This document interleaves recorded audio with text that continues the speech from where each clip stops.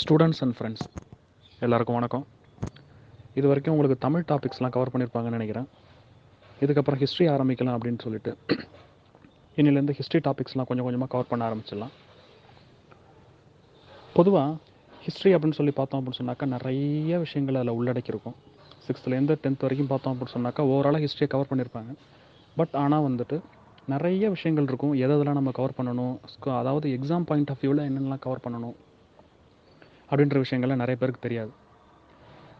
அப்போது இப்போ இந்த செஷனை பொறுத்தவரை ஹிஸ்ட்ரியிலேருந்து எப்படிலாம் கொஷின்ஸ் கேட்பாங்க, ஹிஸ்ட்ரியை நம்ம எப்படி கவர் பண்ணணும், ஹிஸ்ட்ரியில் பார்த்தோம் அப்படின்னு சொன்னாக்கா என்னென்ன மாதிரி நம்ம பிரித்து படித்தா நமக்கு யூஸ்ஃபுல்லாக இருக்கும் அப்படின்ற விஷயங்கள்லாம் பார்க்கலாம். என்ன மாதிரி கொஷின்ஸ்லாம் வரும் அப்படின்றதெல்லாம் பார்க்கலாம். இப்போது ஜென்ரலாக பார்த்தோம் அப்படின்னு சொன்னாக்கா காம்படிட்டிவ் எக்ஸாம்ஸை பொறுத்தவரை ஹிஸ்ட்ரியை நம்ம பிரித்து படிக்கணும். Ancient India, medieval India, modern India அப்படின்னு சொல்லிட்டு 3ஆக பிரிக்கலாம். இப்போ ஏன்ஷியன்ட் இந்தியாவை பொறுத்தவரை பண்டைய கால இந்தியா அப்படின்னு சொல்லுவாங்க. அப்போ அதில் என்னென்ன டாபிக்ஸ்லாம் வரும் சார் அப்படின்னு சொல்லி பார்த்தோம் அப்படின்னு சொன்னாக்கா இந்த சிந்து சமவெளி நாகரிகம் அப்படின்னு சொல்லுவாங்க, ஹரப்பன் சிவிலைசேஷன் அப்படின்னு சொல்லுவாங்க அந்த டாபிக்ஸ். அப்புறம் முன்வேத காலம், பின்வேத காலம், வேதிக் கல்ச்சர் அப்படின்னு சொல்லுவாங்க. Early Vedic age, later Vedic ஏஜ்னு சொல்லுவாங்க. இந்த early Vedic and later Vedic, இந்த வேதிக் கல்ச்சரை பற்றி இதெல்லாம் பார்த்தோம் அப்படின்னு சொன்னாக்கா இந்த ஏன்ஷியன்ட் அப்படின்னு சொல்லி இந்த டாப்பிக்கில் வரும். அது மட்டும் இல்லாமல் அதுக்கு அடுத்தது குப்தாஸ், ஹரியங்கா, அதாவது இதெல்லாம் dynasties, Haryanka dynasty, Gupta dynasty அப்படின்னு ஒரு சில டைனாஸ்டிஸ்லாம் பார்த்தோம் அப்படின்னு சொன்னாக்கா இந்த இந்தியா ரூல் பண்ணியிருப்பாங்க. இந்த டாபிக்ஸ் எல்லாமே பார்த்தோம் அப்படின்னு சொன்னாக்கா இந்த ஏன்ஷியன்ட் இந்தியாவில் வரும்.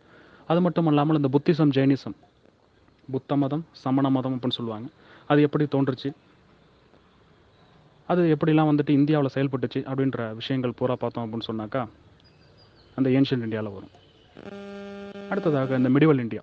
இப்போ இந்த மிடிவல் இந்தியாவில் என்னென்ன டாபிக்ஸ்லாம் கவர் ஆகும் அப்படின்னு பார்த்தோம் அப்படின்னு சொன்னாக்கா எப்போ ஒரு முஸ்லீம் ரூல் இந்தியாவில் ஸ்டார்ட் பண்ணாங்களோ, ஒரு முஸ்லீம் ரூலர்ஸ் எப்போ இந்தியாவை ரூல் பண்ண ஸ்டார்ட் பண்ணாங்களோ அப்போலேருந்து பார்த்தோம் அப்படின்னு சொன்னாக்கா இந்த மிடிவல் இந்தியா ஸ்டார்ட் ஆகும். அப்போ எப்போலேருந்து நம்ம ஸ்கூல் புக்ஸில் எந்தெந்த பார்ட்லாம் நம்ம கவர் பண்ணணும் அப்படின்னு சொல்லி பார்த்தோம் அப்படின்னாக்கா இந்த அரப் அண்ட் டர்க்கிஷ் இன்வேஷன் சொல்லுவாங்க, அரேபியர்கள் மற்றும் துருக்கியர்கள் படையெடுப்பு அப்படின்னு சொல்லுவாங்க. அதுக்கு அடுத்ததாக பார்த்தோம் அப்படின்னு சொன்னாக்கா டெல்லி சுல்தானியர்கள் அப்படின்னு சொல்லுவாங்க. அதுக்கு அடுத்த டாப்பிக்காக பார்த்தோம் அப்படின்னு சொன்னாக்கா இந்த முகல்ஸ்ன்னு சொல்லுவாங்க, இல்லைனா முகலாயர்கள் அப்படின்னு சொல்லுவாங்க. அப்போ இந்த டாபிக்ஸ்லாம் பார்த்தோம் அப்படின்னு சொன்னாக்கா இந்த மிடிவல் இந்தியாவில் வரும். இவங்க எல்லாம் பார்த்தோம் அப்படின்னு சொன்னாக்கா அந்த முஸ்லீம் ரூலர்ஸ்னு சொல்லுவாங்க. சரிங்களா? இதெல்லாம் பார்த்தோம் அப்படின்னு சொன்னால் 7th புக்கில் கவர் பண்ணியிருப்பாங்க. இதுக்கு முன்னாடி இந்த ஏன்ஷியன்ட் இந்தியா பார்ட் பார்த்தோம் இல்லையா, அது 6th புக்கில் கவர் பண்ணியிருப்பாங்க உங்களுக்கு. அடுத்தபடியாக பார்த்தோம் அப்படின்னு சொன்னாக்கா எப்போ யூரோப்பியன்ஸ் இந்தியாவுக்குள்ளே இன்வேட் ஆக ஆரம்பித்தாங்களோ, புலம்பெயர்ந்தாங்களோ, யூரோப்பியன்ஸ்னு சொன்னோம் அப்படின்னாக்கா பொதுவான ஒரு வார்த்தை யூரோப்பியன்ஸ் அப்படிங்கிறது. இப்போ யூரோப்பில் பார்த்தோம் அப்படின்னு சொன்னால் நிறைய கண்ட்ரீஸ்லாம் இருக்குது. For example England, Holland, Netherlands, Denmark, சரிங்களா, போர்ச்சுகல். அப்போ இந்த மாதிரி பார்த்தோம் அப்படின்னு சொன்னாக்கா நிறைய கண்ட்ரீஸ்லாம் இருக்குது. இந்த கண்ட்ரீஸ்லேருந்து பார்த்தோம் அப்படின்னு சொன்னாக்கா இந்தியாவுக்கு வாணிபம் பண்ணுறதுக்காக, ஃபார் ட்ரேடு, சரிங்களா, வாணிபம் பண்ணுறதுக்காக பார்த்தோம்னாக்கா இந்தியாவுக்கு வருவாங்க.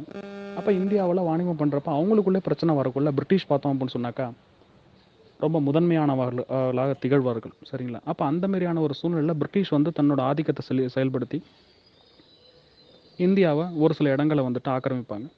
அதில் காலனிஸை உருவாக்குவாங்க.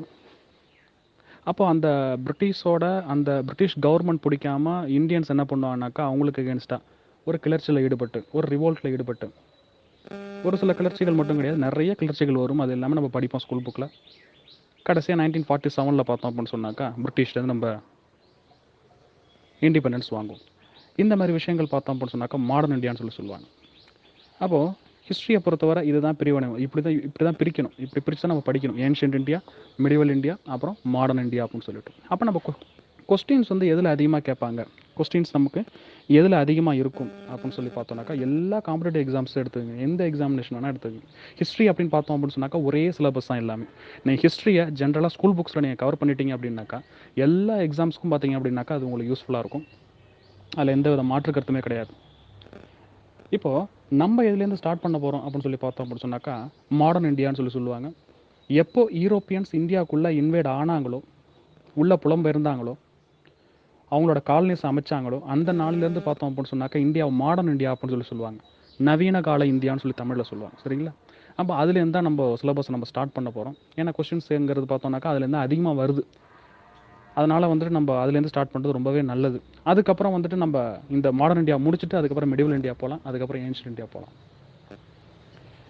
அதனால் இப்போ நம்ம எதுலேருந்து ஸ்டார்ட் பண்ண போகிறோம் ஹிஸ்ட்ரி அப்படின்னு சொல்லி பார்த்தோம் அப்படின்னு சொன்னாக்கா, 8th ஸ்டாண்டர்டில் உள்ள முதல் பாடம், first term 8th standard first டேர்மில் அந்த முதல் பாடம் யூரோப்பியன் என்ட்ரி அப்படின்னு இருக்கும். சரிங்களா? யூரோப்பியன் என்ட்ரி ஃபஸ்ட் லெசன், தமிழில் ஐரோப்பியர்கள் வருகை அப்படின்னு சொல்லி சொல்லுவாங்க. இப்போ இந்த லெசனை பற்றி ஒரு ஓவராலாக ஜென்ரல் ஓவர்வியூ உங்களுக்கு கொடுக்குறேன். எப்படி அதுலேருந்து நீங்கள் கொஸ்டின்ஸ் எடுக்கணும் அப்படின்றத நான் தெரியப்படுத்துகிறேன். ஜென்ரலாக ஹிஸ்ட்ரியில் எப்படி கேள்விகள் கேட்பாங்க அப்படின்றது அதுக்கு முன்னாடி நீங்கள் தெரிஞ்சுக்கங்க. அப்போ எப்படிலாம் ஹிஸ்ட்ரியில் கேள்விகள் வரும்? ஒன்று, வார்ஸ், போர்களின் அடிப்படையில் கேள்விகள் வரலாம். அப்படி இல்லைன்னாக்கா அந்த போர்களின் முடிவில் பார்த்தோம் அப்படின்னு சொன்னாக்கா ஒரு ஒப்பந்தம் ஒன்று கையெழுத்து போட்டிருப்பாங்க. ஐலா ஷஃபேல் உடன்படிக்கை, பாண்டிச்சேரி உடன்படிக்கை, மங்களூர் உடன்படிக்கை, சரிங்களா, ஸ்ரீரங்கப்பட்டினம் உடன்படிக்கை, அந்த மாதிரி பார்த்தோன்னாக்கா ஒரு சில உடன்படிக்கைகளை கையெழுத்து போட்டிருப்பாங்க. அந்த உடன்படிக்கையில் பார்த்தீங்கன்னாக்கா உங்களுக்கு கேள்விகள் வரும். அப்போ அந்த உடன்படிக்கை எந்த வருடம் கையெழுத்தானுச்சு அப்படின்னு சொல்லிட்டு அதில் கேள்விகள் வரும். இந்த மாதிரி பார்த்தோன்னாக்கா பொதுவாக வார்ஸ் அப்படின்ற டாபிக்ஸில் கேள்விகள் உங்களுக்கு அடிக்கடி வந்துகிட்டே இருக்கும். அடுத்ததாக ஹிஸ்ட்ரியில் பொதுவாக அப்படின்னு சொல்லி பார்த்தோம் அப்படின்னாக்கா ஒரு சில இப்போ ஒரு ஐரோப்பியர்களே வச்சிங்களேன். இப்போ ஐரோப்பியர்கள் வந்துட்டு உள்ளே என்ட்ராகிறாங்க. என்ட்ரானதுக்கப்புறம் எந்தெந்த இடத்துல அவங்களோட ஃபஸ்ட்டு செட்டில்மெண்ட், முதலாவது வாணிப மையத்தை அமைக்கிறாங்க, அப்புறம் ஃபஸ்ட்டு எந்த இடத்துல தன்னோட முதல் தலைநகரத்தை நிறுவுறாங்க அப்படின்ற விஷயங்கள்லேருந்து கேள்விகள் எப்போதும் வந்துக்கிட்டே இருக்கும் ஹிஸ்ட்ரியில். இதெல்லாம் வந்து ஒன்லைன் கொஸ்டின். இது இல்லாமல் ஹிஸ்ட்ரியில் இப்போது கொஞ்சம் ட்ரெண்டு மாறி கொஞ்சம் வேறு மாரிலாம் கேட்க ஆரம்பிக்கிறாங்க. அது என்ன அப்படின்னு சொல்லி பார்த்தோம் அப்படின்னாக்கா ஸ்டேட்மெண்ட் கொஷின்ஸ். ஸ்டேட்மெண்ட் 1 கொடுத்துருவாங்க, ஸ்டேட்மெண்ட் 2 கொடுத்துருவாங்க. 2 ஸ்டேட்மெண்ட்டும் தனித்தனியாக இருக்கும். இப்போ இந்த ஸ்டேட்மெண்ட் 1ல் இருக்கிற விஷயம் கரெக்டாக, ஆப்ஷன் இப்படி தான் இருக்கும் உங்களுக்கு. ஸ்டேட்மெண்ட் 1 இஸ் கரெக்ட், அடுத்த ஸ்டேட்மெண்ட் 2 இஸ் கரெக்ட், அடுத்த ஆப்ஷன் வந்து ஸ்டேட்மெண்ட் 1 and 2 இஸ் கரெக்ட், அடுத்த ஆப்ஷன் பார்த்தோன்னாக்கா ஸ்டேட்மெண்ட் 1 and 2 இஸ் ராங் அப்படின்ற மாதிரியான ஒரு சில கொஷின்ஸ் வருது. இது இல்லாமல் ஸ்டேட்மெண்ட் அசர்ஷன் சொல்லிட்டு ஒரு டைப் ஆஃப் கொஷின்ஸ் கேட்குறாங்க. அசர்ஷன் அண்ட் ரீசன் சொல்லுவாங்க. ஒரு டைப் இந்த மாதிரி டைப்பில் பார்த்தோம் அப்படின்னு சொன்னாக்கா மேலே ஒரு ஸ்டேட்மெண்ட் கொடுத்துருவாங்க, அதுக்கான ரீசனை கீழே கொடுத்துருவாங்க. இந்த ஸ்டேட்மெண்ட்டுக்கான ரீசன் இதுதானா அப்படின்றது தான் உங்களுக்கு ஆப்ஷனில் இருக்கும். எப்படி இருக்கும்னாக்கா ஆப்ஷன் ஏ பார்த்தோன்னாக்கா ஸ்டேட்மெண்ட் இஸ் கரெக்ட், அந்த given statement is correct, given reason is correct answer for that, correct explanation for that statement அப்படின்னு இருக்கும் முதல் ஆப்ஷன். அதாவது கொடுத்துருக்கிற ஸ்டேட்மெண்ட் கரெக்டு, கொடுத்துருக்கிற எக்ஸ்ப்ளனேஷனும் கரெக்டு, அந்த எக்ஸ்ப்ளனேஷன் அந்த ஸ்டேட்மெண்ட்டுக்கு ஒத்து போகுது அப்படின்றத முதல் ஆப்ஷன். அடுத்த ஆப்ஷன், ரெண்டாவது ஆப்ஷனாக என்ன இருக்கும் அப்படின்னு சொல்லி பார்த்தோன்னாக்கா கொடுத்துருக்கிற ஸ்டேட்மெண்ட் கரெக்டு, ஆனால் கொடுத்துருக்கிற ரீசன் அதற்கு உகந்ததல்ல அப்படின்னு சொல்கிறது தான் என்னது இரண்டாவது ஆப்ஷனாக இருக்கும். மூணாவது ஆப்ஷன் பார்த்தோம் அப்படின்னு சொன்னாக்கா ஸ்டேட்மெண்ட் கரெக்டு, ரீசன் ராங்கு, இல்லை ரீசன் கரெக்ட், அடுத்த ஆப்ஷன் டி, ஆப்ஷன் டி வந்து ரீசன் கரெக்டு, ஸ்டேட்மெண்ட் ராங் அப்படின்னு சொல்லிட்டு இந்த 4 ஆப்ஷனை வச்சு உங்களுக்கு கேட்பாங்க. அப்போ இந்தமாரி கொஷின்லாம் நீங்கள் பார்த்தோம் அப்படின்னு சொன்னாக்கா ஹிஸ்ட்ரியில் இப்போ உள்ள ட்ரெண்டிங் கொஷின்ஸ். இதுக்கு நீங்கள் தயாராகிக்கணும். ஒன்லைன் கொஷின் கேட்டாக ஹிஸ்ட்ரியில் நம்ம ஓரளவுக்கு ஆன்சர் பண்ணக்கூடிய கெப்பாசிட்டி நமக்கு எல்லாருக்கும் இருக்கும். ஆனால் இந்த மாதிரி கொஷின்ஸ் நம்ம வந்துட்டு சால்வ் பண்ணக்குள்ள நம்ம எதுக்கு இம்பார்ட்டன்ஸ் கொடுக்கணும்னாக்கா ஒரு சில கதைகளுக்கு இம்பார்ட்டன்ஸ் கொடுக்கணும். அதுக்கு நம்ம ஸ்கூல் புக்கே வந்துட்டு என்னது ரொம்பவே நல்லது. அந்த கதைகள்லாம் பார்த்தோன்னா ரொம்ப ஷார்ட் அண்ட் ஸ்வீட்டாகவே கொடுத்துருக்குறாங்க. அப்போ நம்ம இந்த ஸ்கூல் புக்கில் இருக்கிற கதைகளை மட்டுமே பார்த்தாலே ரொம்ப போதுமானது. அதுக்கு மேலே வந்துட்டு நீங்கள் எதுவும் பார்க்கணுன்னு அவசியம் கிடையாது. சரிங்களா? ரைட். இப்போது அதை தவிர வேறு என்னென்ன கொஷின்ஸ்லாம் வந்து கேட்பாங்க அப்படின்னு சொல்லி பார்த்தோம்னா ஜென்ரலாக ஒன்லைன் கொஷின்ஸ் கேட்பாங்க. எந்த வருடம் எந்த இடத்துல எந்த மாதிரியான ஒரு இன்சிடென்ட் நடந்துச்சு, இன்சிடென்ட்ஸ் எடுத்துக்காட்டால் incidents, for example Chauri Chaura incident. அதேமாதிரி பார்த்தோன்னாக்கா சைமன் கமிஷன் இந்தியாவில் வந்து தரையிறங்கிய ஆண்டு. அதேமாதிரி பார்த்தோன்னாக்கா நான் கோஆப்ரேஷன் மூமெண்ட். இந்த மாதிரி பார்த்தோம் அப்படின்னு சொன்னாக்கா ஒரு சில இன்சிடென்ட்ஸை வச்சு கேள்விகள் கேட்குறது உண்டு. இதை தவிர ஹிஸ்ட்ரியில் உங்களுக்கு வேறு எதுவும் கேள்விகள் கேட்குறதுக்கு வாய்ப்பு கிடையாது. சரிங்களா? அப்போது இப்போ நம்ம 8th சிலபஸில் உள்ள அந்த ஃபஸ்ட்டு டேர்மை பொறுத்தவரை ஃபஸ்ட் லெசன் எடுத்துங்க. யூரோப்பியன் என்ட்ரி அப்படின்னு சொல்லிட்டு ஒரு டாபிக் ஒன்று இருக்குது. அந்த டாபிக் எடுத்துங்க. அதில் எப்படி கொஷின்ஸ் எடுக்கணும் அப்படிங்கிறது நான் இப்போ சொல்கிறேன். ஜென்ரலாக ஒரு 2 தடவை ஓவர்வியூ ஃபுல்லாக படிங்க. எடுத்த உடனே வந்து ஒரு கொஷின் எடுக்கணும் அப்படின்ற அவசியம் கிடையாது. கிட்டத்தட்ட ஒரு 3 பேஜ் தான் இருக்கும் அது. ஆனால் அந்த 3 பேஜில் பார்த்தீங்கன்னா கிட்டத்தட்ட 30 to 40 கொஷின்ஸ் நீங்கள் எடுக்கலாம். அந்த அளவுக்கு அதில் கண்டென்ட் இருக்குது. அதனால தான் உங்களுக்கு ஃபஸ்ட்டு எடுத்தோன்னே ஒரே ஒரு லெசன் மட்டும் உங்களுக்கு நான் கொடுக்குறேன். இதை நீங்கள் வந்துட்டு என்ன பண்ணுங்கனாக்கா அதில் உள்ள கண்டென்ட்டை முதல்ல வந்து நல்லா ரீட் பண்ணுங்கள். ஒரு 2 times பார்த்தோம் அப்படின்னு சொன்னாக்கா ஒரு கண்டினியூஸ் ரீட் பண்ணிகிட்டே இருங்க. ரீட் பண்ணி முடிச்சதுக்கப்புறம் பார்த்தோம் அப்படின்னு சொன்னாக்கா உங்களுக்கு ஓவராலாக ஒரு ஐடியா கிடைக்கும். அதுக்கப்புறம் டாபிக்ஸை நீங்கள் எடுத்தீங்க அப்படின்னு சொன்னாக்கா வரிசையில் நீங்கள் என்ன பண்ணலாம், ஒன்லைன் கொஷினாக எடுத்தாலும் சரி, இல்லை அந்த ஸ்டேட்மெண்ட் ரீசன் கொஷினாக எடுத்தாலும் சரி, நான் சொன்னேன் இல்லையா, அதேமாதிரி எடுத்தாலும் சரி, இல்லை 2 ஸ்டேட்மெண்ட் கொடுத்துட்டு எது சரி எது தவறு இந்த மாதிரி கேள்விகள் எடுத்தாலும் சரி. இதெல்லாம் போல் ட்ரெண்டிங் கொஷினில் நீங்கள் எடுத்தீங்க அப்படின்னாக்கா ரொம்பவே நல்லது. இப்போ ஒரு 30 கொஷின்ஸ் நீங்கள் எடுக்கிறீங்க அப்படின்னாக்கா, ஒரு 20 கொஷின்ஸ் பார்த்தோம் அப்படின்னு சொன்னாக்கா, நீங்கள் வந்து இந்த லெசனை பொறுத்தவரை வாட் இஸ் வாட் கொஷின் எடுக்கலாம்.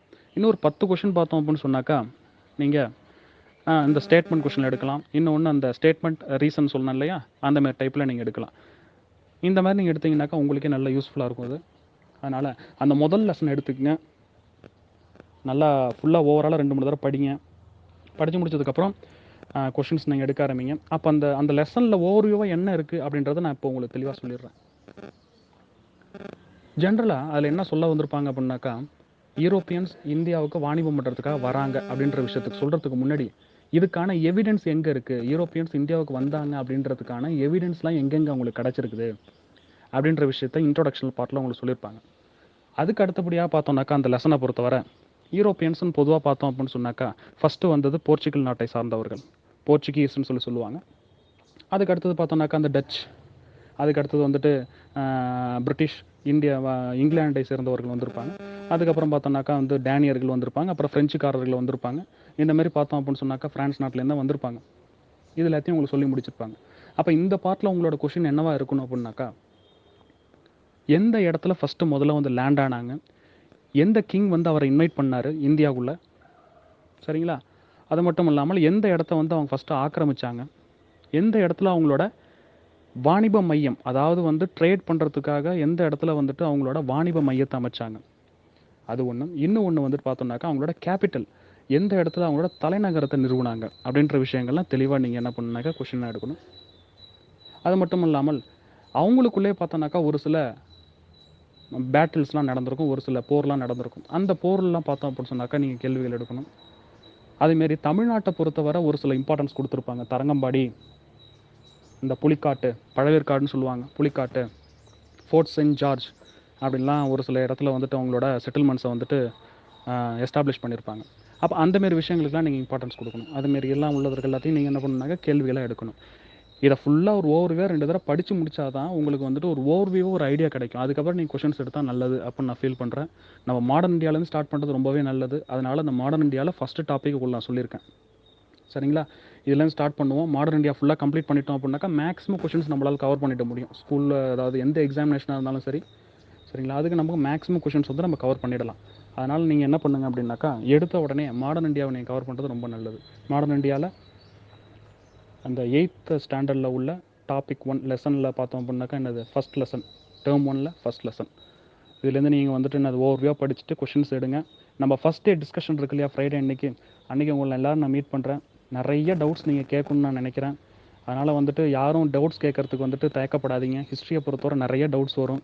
டவுட்ஸ் நிறைய நீங்கள் கேளுங்க. அப்போ தான் என்னால் என்ன பண்ண முடியும், உங்களோட கெப்பாசிட்டி என்னன்னு பார்த்து உங்களுக்கு இன்னும் நல்லா நான் டீப்பாக நடத்தணும் அப்படின்னு சொன்னாக்கா நான் டீப்பாக ஒரு சில ஐடியாஸ்லாம் உங்களுக்கு நான் கொடுப்பேன்.